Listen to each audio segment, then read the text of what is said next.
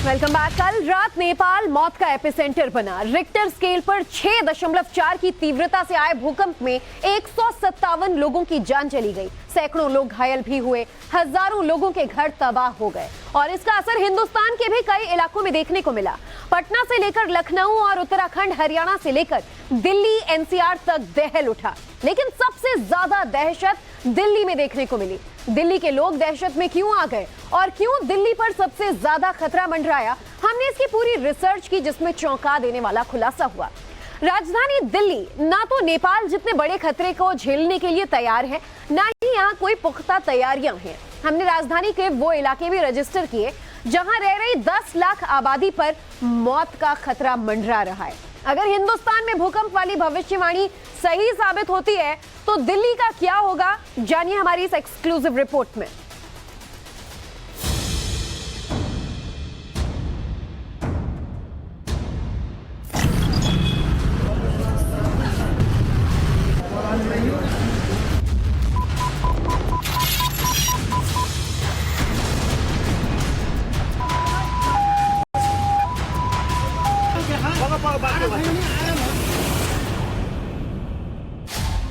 बीच से फटे मकान, चारों तरफ तबाही के निशान। ऐसा जलजला आया कि गांव के गांव तबाह हो गए।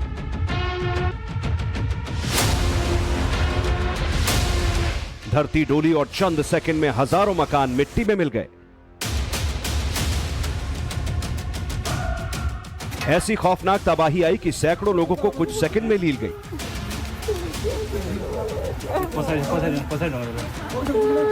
8 साल बाद आधी रात को एक बार फिर नेपाल में त्राहिमाम मच गया। भयंकर भूकंप के बाद तेजी से डोलते मकानों में हाहाकार मच गया और चैन की नींद सो रहे लोग घर छोड़कर भाग खड़े हुए।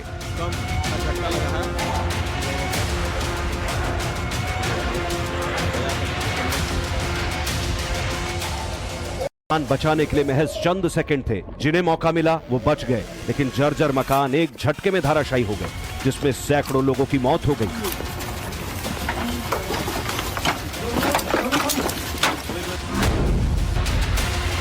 भूकंप का सबसे ज्यादा असर नेपाल के रुकुम पश्चिम और जाजरकोट में हुआ। यहां पर सबसे ज्यादा नुकसान भी हुआ। सैकड़ों मकान जमींदोज हो गए, कच्चे मकान पूरी तरह ध्वस्त हो गए और ज्यादातर इलाके में सिर्फ तबाही दिखी।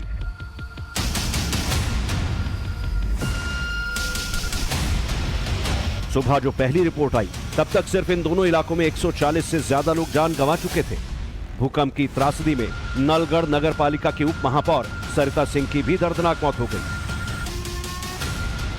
जो लोग इस त्रासदी में बचे उनमें ज्यादातर घायल थे।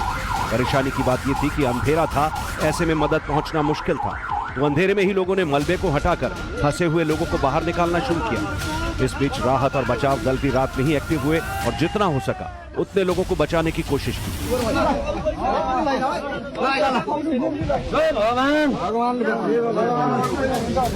खौफजदा कई लोगों ने रात खुले में ही बिताई।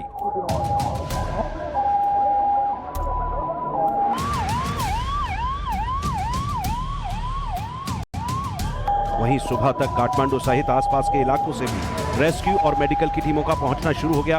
प्राथमिकता थी कि जो लोग गंभीर रूप से घायल हैं उनकी जान बचाई जाए और जो लोग लापता हैं उन्हें मलबे में से खोजा जाए।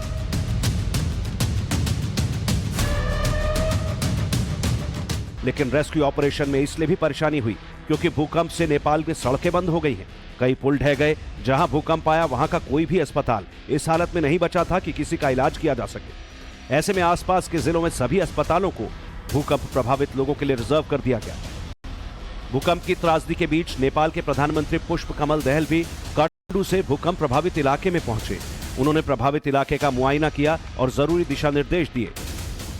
इस बीच पीएम मोदी ने इस मुश्किल समय में भारत की ओर से हर संभव मदद का भरोसा जताया। इस भूकंप ने नेपाल में 2015 में आए 7.8 तीव्रता के भूकंप की यादें ताजा कर दी, जिसने 10,000 से ज्यादा लोगों की जान ली थी।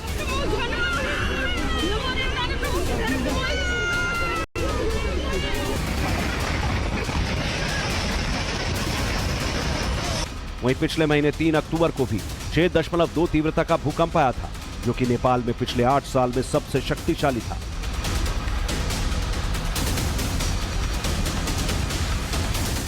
जबकि इस बार आए भूकंप की तीव्रता भी रिक्टर स्केल पर 6.4 मापी गई। भूकंप का एपिसेंटर नेपाल के जाजरकोट जिले के रमीडांडा में जमीन से 10 किलोमीटर नीचे था।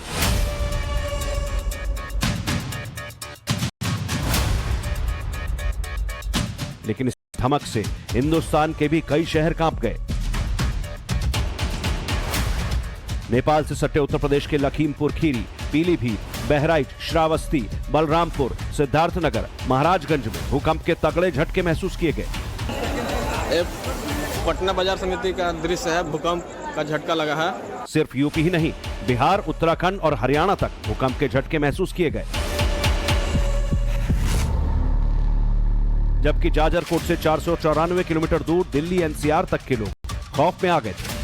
सबसे ज्यादा परेशानी हाई राइज अपार्टमेंट में रहने वाले लोगों को उठानी पड़ी, क्योंकि तेज भूकंप के झटकों के कारण बिना लिफ्ट लोग अपने अपने घरों से बाहर भागते नजर आए। भूकंप का पहला झटका रात 11:32 पर महसूस किया गया। इसके बाद रुक रुक कर 2 और झटके आए। घरों के पंखे हिलने लगे, टेबल मेज से लेकर बेड और घर की छत डोलने लगी, जिसके चलते लोग दहशत में आ गए। ये झटके ऐसे समय में लगे जब लोग खा पीकर सोने की तैयारी में थे, लेकिन झटकों के बाद लोग घरों से बाहर निकल आए।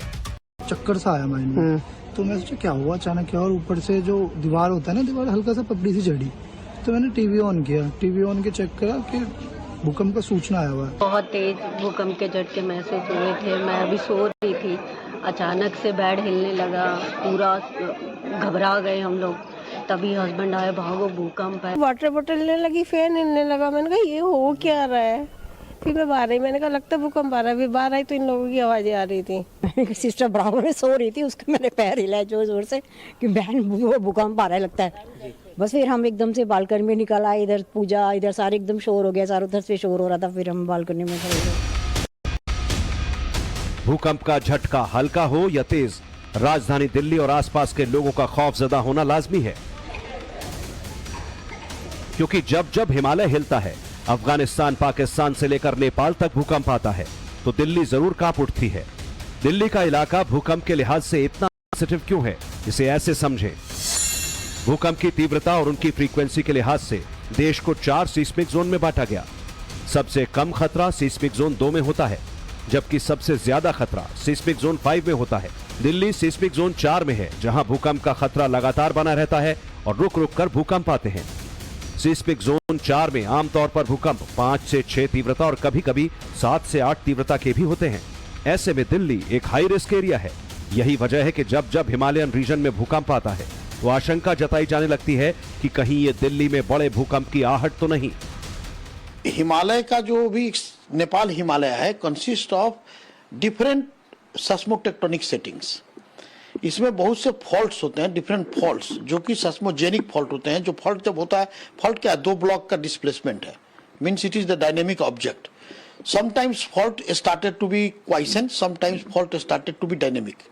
तो अभी जो नेपाल अर्थक्वेक जो आपने देखा होगा, ये जो सबसे बड़ा अर्थक्वेक हुआ था 7.9 मैग्नीट्यूड का 25 अप्रैल 2015, ये इसका लोकेशन था, एपी सेंटर था। और कल जो अर्थक्वेक हुआ 23:32 में रात में, वो ये अर्थक्वेक जो है, ये नवंबर वाला जो अर्थक्वेक है 2022, the earthquake of 2022, just it was the eastern side of this November earthquake. Delhi बार बार हिल रही है, क्या बड़ी तबाही आने वाली है? ये सवाल लोगों के मन में इसलिए है क्योंकि सिर्फ इस साल की बात करें तो 32 बार दिल्ली की धरती कांप चुकी है। हर बार यही लगता है दिल्ली पर बड़ा खतरा आने वाला है।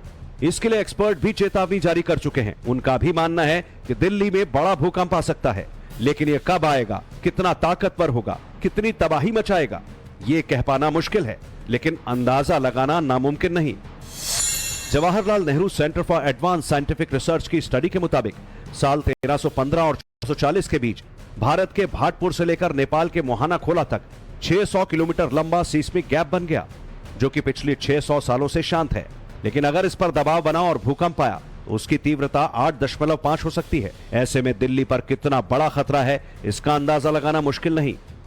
इस सीस्मिक गैप को भी छोड़ दें तो हिमालयन बेल्ट के करीब होने की वजह से दिल्ली में कभी भी 6.5 तीव्रता का भूकंप आ सकता है और अगर ऐसा हुआ तो दिल्ली के लिए कितनी बड़ी आफत होगी, ये सोचकर भी डर लगता है। भूकंप के खतरे के लिहाज से दिल्ली को 3 जोन में बांटा गया। रेड जोन में यमुना किनारे के इलाके आते हैं, जिनमें यमुना फ्लड प्लेन, पटपड़गंज, मयूर विहार, प्रीत विहार, लक्ष्मीनगर और अक्षरधाम का इलाका आता है। जबकि ऑरेंज जोन में जनकपुरी, वजीराबाद, गीता कॉलोनी, सरिता विहार, लुटियन जोन, जहांगीरपुरी, पश्चिम विहार, रोहिणी, रिठाला और नॉर्थ कैंपस का इलाका है। वहीं ग्रीन जोन में जेएनयू, एम्स, छतरपुर, नारायणा, वसंत कुंज और हौज खास का इलाका आता है। रेड जोन में आने वाले इलाकों में ज्यादातर बिल्डिंग्स जर्जर स्थिति में हैं। जब जब भूकंप की आशंका सताई जाने लगती है, तब एमसीडी की तरफ से इनका सेफ्टी ऑडिट शुरू हो जाता है, लेकिन काम कितना हुआ ये आंकड़े बयां करते हैं। अभी तक कुल 4,655 इमारतों को सेफ्टी ऑडिट के लिए चिन्हित किया गया, लेकिन इनमें से सिर्फ 758 इमारतों का सेफ्टी ऑडिट किया गया, जबकि इसमें मात्र 53 जर्जर इमारतों को ही गिराया गया। यानी अब भी दिल्ली की 4,600 से ज्यादा जर्जर बिल्डिंग में 20,000 से ज्यादा लोग रह रहे हैं, जो भूकंप के खतरे से अनजान हैं। ऐसे में अगर नेपाल जितनी तीव्रता के भूकंप ने दिल्ली को हिट किया, तो सिर्फ मरने वालों का आंकड़ा 20,000 से कहीं ज्यादा हो सकता है। नेपाल के जाजरकोट जैसा भूकंप अगर दिल्ली में आया तो तबाही नेपाल से कहीं ज्यादा होगी, क्योंकि नेपाल में जहां अभी भूकंप आया वहां की आबादी और दिल्ली की आबादी में जमीन आसमान का अंतर है।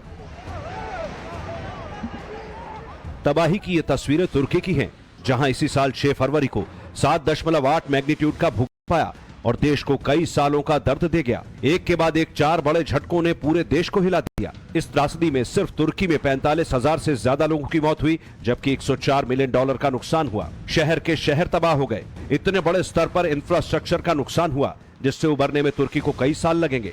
दिल्ली और तुर्की की तुलना की जाए तो न तो आबादी में तुर्की कहीं ठहरता है, न ही उसका इंफ्रास्ट्रक्चर दिल्ली जितना बड़ा है। ऐसे में अगर तुर्की में 45,000 लोगों ने जान गंवाई और अरबों का नुकसान हुआ, तो दिल्ली का क्या हाल होगा। ब्यूरो रिपोर्ट, टाइम्स नाउ नव भारत।